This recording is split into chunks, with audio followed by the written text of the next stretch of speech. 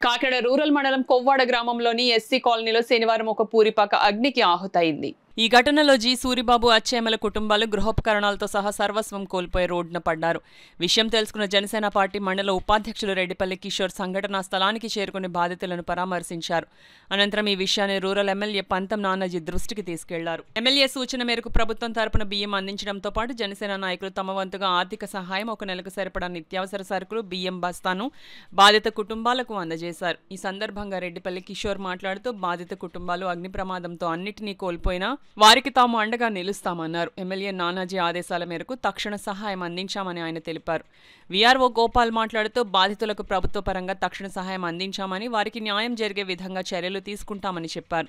ఈ కార్యక్రమంలో పంచాయతీ కార్యదర్శి శ్రీకాంత్, గ్రామ కమిటీ అధ్యక్షులు గుమ్మడి వీరబాబు, నాయకులు వేమగిరి రవికిరణ్, ముద్దాల సత్యబాబు, రుద్ర పద్మావతి, రెడ్డిపల్లి లచ్చ, గుమ్మడి ఆనంద్, మహిళా పోలీస్ మంగాదేవి తదితరులు పాల్గొన్నారు. ఈరోజు మా కొవ్వాడ గ్రామంలో గోర్త సూరిబాబు గారి ఇంటికి అనుకోకుండా ఫైర్ యాక్సిడెంట్ జరగడం జరిగింది.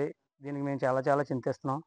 ఈ విషయం తెలుసుకుని వెంటనే మన శాసనసభ్యులు శ్రీ పంతం నానాజీ గారికి తెలియజేసిన వెంటనే ఆయన ఎంఆర్ఓ గారితో ఇంకా ఇతర అధికారులతో కూడా మాట్లాడి వాళ్ళకి అర్జెంటుగా వాళ్ళకి తగిన న్యాయం చేయాలని చెప్పేసి అధికారులను కూడా ఆదేశించడం జరిగింది.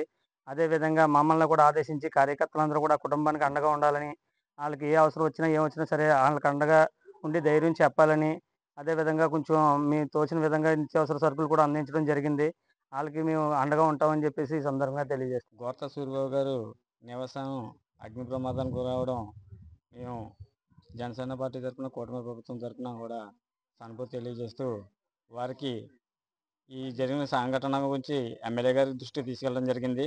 ఎమ్మెల్యే గారు ఆదేశాల మేరకు జన సైనికులైనటువంటి మేమందరం కూడా వచ్చి వారికి నిత్యావసర సరుకులు ఇచ్చి ఆదుకోవడం జరిగింది. అలాగే వాళ్ళని కూడా అన్ని విధాలుగా ఆదుకుంటామని చెప్పేసి ఎమ్మెల్యే గారు మాట ఇవ్వడం కూడా జరిగింది. ఈ విధంగా వారి కుటుంబానికి సానుభూతి తెలియజేసుకుంటూ అన్ని విధాలుగా అండగా ఉంటామని చెప్పేసి తెలియజేసుకుంటున్నాం.